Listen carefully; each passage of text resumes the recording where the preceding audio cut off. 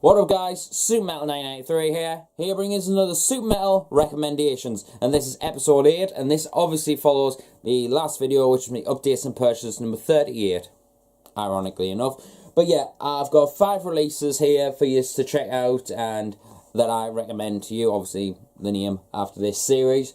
But as I said in my updates and purchases over the past, let's say, month or so, music hasn't really been connecting with me all that much, and neither's life in general. Just haven't really been myself, so I kind of took a break from music and stuff like that, and just had some me time, some quality time with my fiance and stuff. Just broke away from music for a little bit. Obviously I still ordered music and shirts and stuff like that, you know, but I still stayed away from music as much as I could. And yeah, when I came back to listening to music a bit more, there was a couple of releases that were in my ears and I fell in love with to listen to.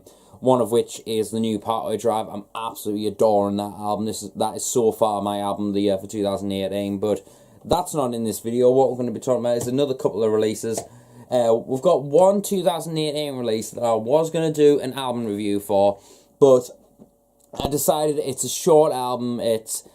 And we'll get to it in a second. I felt like it wouldn't be a strong enough review to do, so I thought, you know what, I'm just going to stick it in Super Metal recommendations, and we can just take it from there. I mean, that's how it's going to be, so if you don't like it, then, oh well, check out another episode. But anyway, we're going to start off with a 2014 release, and this one was one of the first albums when I came back to listen to music that I had on repeat, along with their previous album as well, and another album which I'll mention in a second.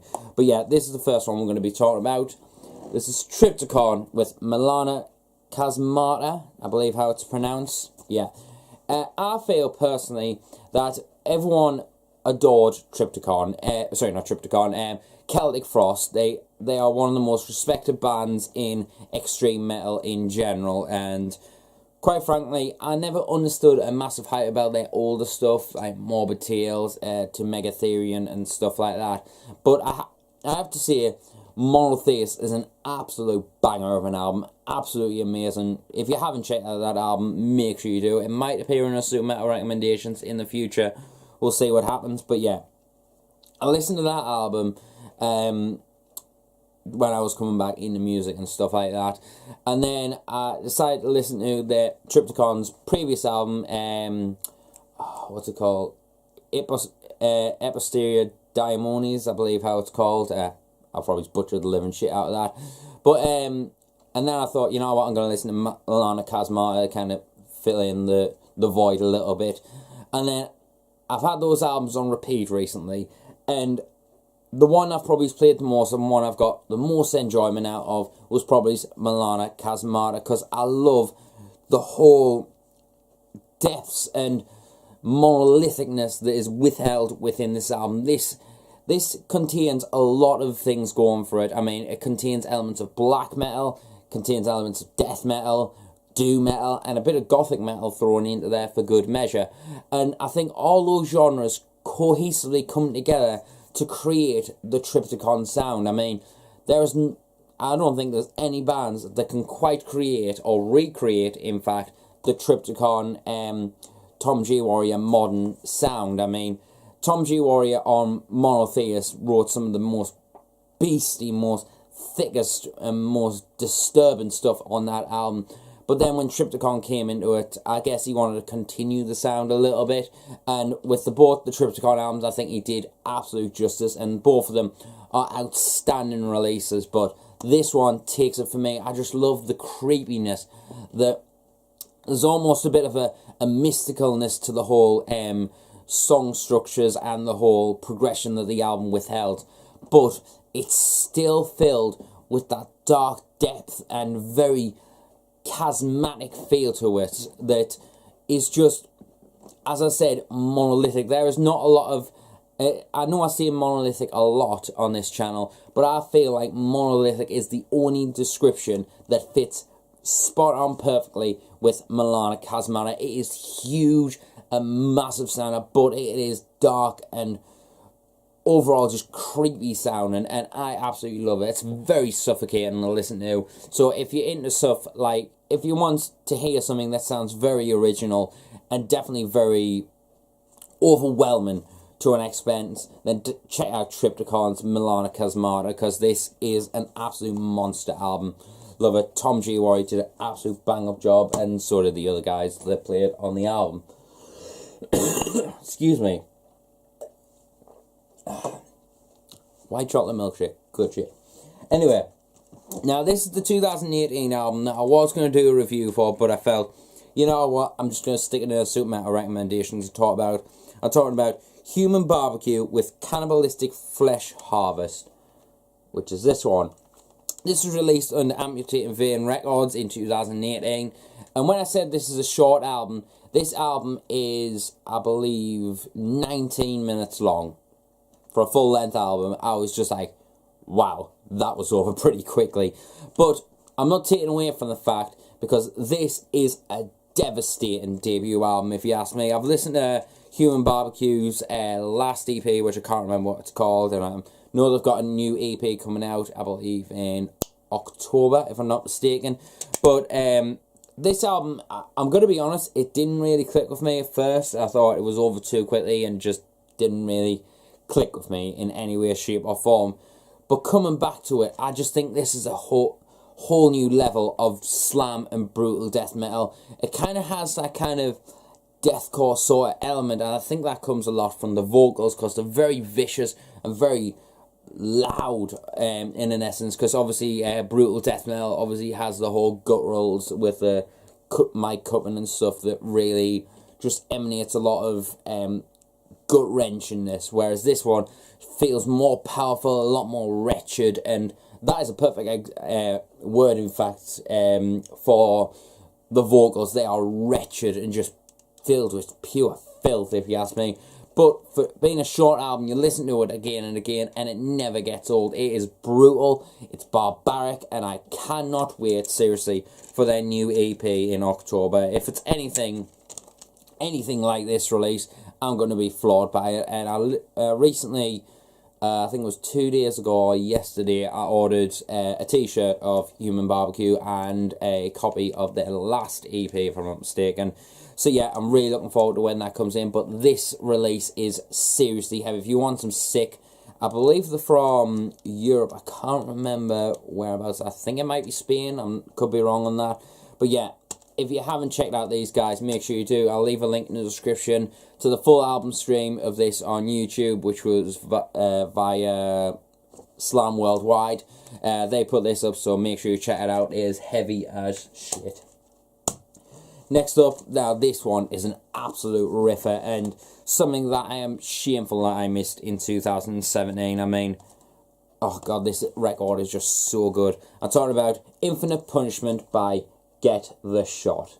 Now, as you know, in my last updates purchases, I got the shirt and the CD, and wow, that just says how much I love this album. This is an absolute riff monster. It is powerful, it's up in your grill, and it never lets you go. Every song on this album is just full of riffs. I couldn't even select a song in which to put, like to tell you about, like, check out this song, check out this song.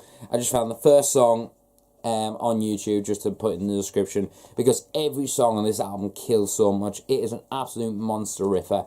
If you want something with sheer aggression, it just feels like it's full of animosity and just pure hatred. It's just, filled with so much emotion. I absolutely love it. And if you listen to it with a good pair of speakers or headphones, it'll sound even better. So you need to hear this. I kind of got the same sort of vibes. I know it's not necessarily the same sort of style or anything, but it definitely gave us a vibe of Malevolence and Self-Supremacy. When I first heard that, I fell in love with that album, and this one I fell in love with, and like as I said, I am shameful of the fact that I missed this in 2017, because this would have been in my top albums list, definitely, along with, obviously, in Super Metal Recommendations. I can't remember what episode it was, but the honorable mentions of 2017, I said Self-Created Abyss by Scott Acura, and Gamageddon by Cytotoxin would have been in my top albums. this one would have definitely been in there if I'd heard it a lot sooner. I mean, wow, what an absolute riffer. If you haven't heard this and you're into hardcore, do yourself a favour, you won't be disappointed. Incredible stuff. Now, next up we have some industrial stuff. Now, these guys called it quits a couple of years back, and I was literally heartbroken when I saw them. They were due to do a tour, and they were going to do a farewell tour as well, and they cancelled both of them, unfortunately, which I was heartbreaking about. But I saw these guys, I think I've seen them 4 times in total. I saw them with Dragon Force, I saw them with Motionless in White, and then twice headlining. And every time they brought their A game, something new to the game, and quite frankly, I still absolutely adore this band, and I will be getting a tattoo eventually of these guys, but obviously we'll save that for a future updates and purchases whenever it comes about, because as I said before, it's a painful, expensive hobby that comes about every so often. Anyway, but I'm talking about The Defiled with Daggers.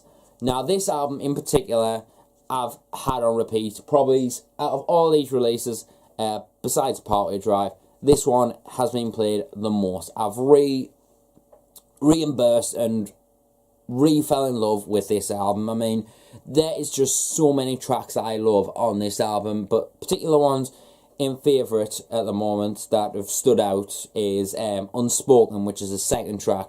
I love that track to begin with. I mean, this album appeared in my 2013 top albums list, as you can imagine, but I definitely wanted to talk about this again. But anyway, Unspoken, obviously Sleeper has always been my favourite Defiled song. I just love the lyrics and the grooves that are withheld in that track. Obviously, everyone knows As I Drown, it's a riffer, and that boppy riff, just, it's an absolute bouncer. Infected's also a song that I've been really clicking with lately. That's a song I believe they used a Lego music video, which I thought was a fucking ridiculously cool idea. But I'm sure that's how they killed off Curse. Like I said, he was leaving the band, unfortunately. But it didn't deter them. They did a tour after that, and I went to see them, and it was just so good. And I believe that was the tour which they played the song on here, which is just holds a soft spot in my heart. It's one of my favourite softer songs by a metal band, you could say, and that is the song 5 Minutes. When they played that song, when I saw them live, like as a 4-piece, is it a 4-piece? 5-piece, yeah, 5-6-piece, I can't remember. No, 5-piece. When I saw them as a 4-piece. No. Moving on. Actually, I'll be able to count it. Yeah, when I saw them as a 4-piece, they played 5 Minutes, and it was a very emotional song, and you could see the emotion that they were putting into that song when performing. Even the keyboard player, I can't remember his name off the top of my head, got really emotional on stage, because that's a song that is about someone he knows, and yeah, I felt the emotion. I weeped up as well, but that song is just so beautiful, so emotional, and so powerful. I mean, just hear that song and you'll know exactly what I mean. I mean, this album just, it's absolutely amazing. So make sure you hear Daggers by The Defiled, and also check out their debut album Grave Times, which when I first heard that, I absolutely loved it. I saw them live with Dragon Force, and I loved them so much, I went back to pick up the CD, and that was the one that I had, and I bought it, and I fell in love with it. As soon as I got back, I put it in me iTunes, and I listened to it about 3 times before I even went to sleep. I was really tired the next day, so I had work and stuff, so yeah, that was fun. But anyway, check out Daggers if you haven't already. It's amazing, if you ask me. It's kind of got a bit more of a mainstream sort of vibe compared to Grave Times, but I definitely dig that. I'm the one for mainstream and underground, so yeah, and everything in between. But yeah, check out Daggers if you haven't already. It's excellent, if you ask me. Now, when it came to doing this video, I wanted to do something a little bit different, in all honesty. I wanted to put a release in here, because I had 4 albums that I've been listening to recently. But this last one, I wanted to change up a little bit and do what I originally set out to do on these Super Metal recommendations. And that is pick out albums that I feel people either don't talk about a lot, or I feel is an underrated release, like as the saying goes, the black sheep in their discography sort of thing. And this one that I'm going to be talking about is, personally, I think, the definitive reason why I done Super Metal recommendations, and I'm sad that it's took us this long to get to it, but I'm glad that I'm going to be talking about it with you today, because this album is an underrated masterpiece, if you ask me. I'm talking about SOULFLY with their album Enslaved. Now, obviously, when you think of SOULFLY, you think tribal, you think the groove metal, you maybe even think of the self-titled, and I think it was called Primitive, the second album, and maybe even in essence their third album, 3, as the new metal albums, and then the rest were groove metal, like Prophecy, excellent album. Everyone knows those albums and stuff. People don't really talk that much about SOULFLY as much as they should, if you ask me. But when it comes to SOULFLY, I love everything that they've done. Every album has been solid, if you ask me. Maybe it's not been perfect, but every album has just ripped hard, if you ask me. I wasn't so massively overwhelmed with Archangel, but it still had some absolute bangers on there, if you ask me. But when I think of SOULFLY, I don't think of the self-titled album. I don't think of Primitive, Prophecy. Well, I kind of think of Prophecy, or Conquer, Omen, whatever. I don't think of those albums. I initially straight away think Enslaved, because in my opinion, this one should be more talked about, because this, obviously, SOULFLY has been known for the groove metal in the early days of new metal, but this, no doubt about it, in my personal taste, this is a death metal album. Yeah, I absolutely adore this album. I think it's one of my favourite albums to ever listen to. I think, obviously, it's got a simpler kind of vibe than most death metal out there, but when you look at what's withheld on this album, there is so many absolute bangers on this album. I mean, World Scum featuring Travis Ryan, obviously, as you know, from Decapitation, bringing his filthy, guttural, pungent vocals on top of that song. It's just like, ugh. It just rips your bowels out and just gives you a warm, fuzzy feeling inside at the same time. And quite frankly, if a song or an album can do that, it's worth your time. World Scum, Gladiator, Legions. Legions is an absolute banger. It's definitely one of those kind of festival songs, you know, that you could play to a crowd, that people could chant back. I absolutely love that. Redemption of a Man by God. Oh, Treachery. Plata or Plomo. I believe that's how it's called. That one there. That one, wow, that's an absolute banger as well. I think it's Tony Campos, I believe his name is, the former bassist of SOULFLY, who's now, I believe, in Fear Factory, if I'm not mistaken. Yeah, his vocals on that just echo so well Max's voice, which I'll get to Max's voice in a second.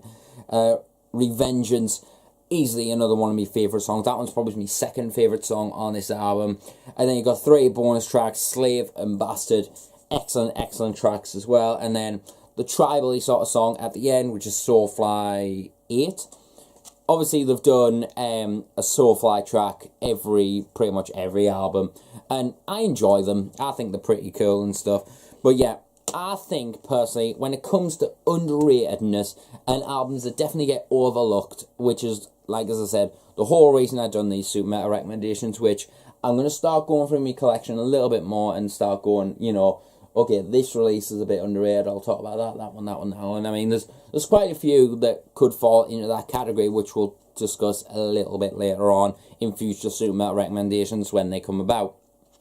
But when it comes to definitiveness, this is definitely one of them. I absolutely adore this album.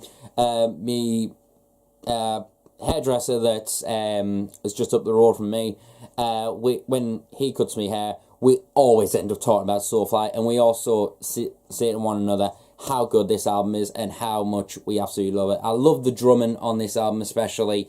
The riffs are hard. Max's voice just sounds like he wanted to do something death metal and get a faster drummer in there and stuff like that. And you can feel it's like really affected his vocals on this and really made him push and sound more evil.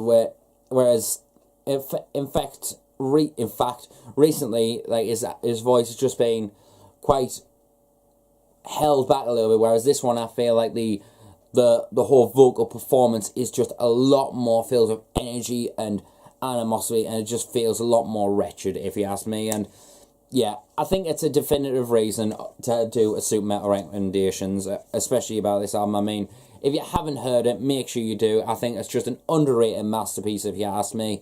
If you want something, nothing flash, but something like really, really enjoyable to listen to, if you ask me. If you're into enjoyable, simple, simplistic, but heavy as fuck stuff, then this is definitely for you. I mean, it's excellent. So yeah, make sure you check out this album. It's, as I said, Enslaved by SOULFLY.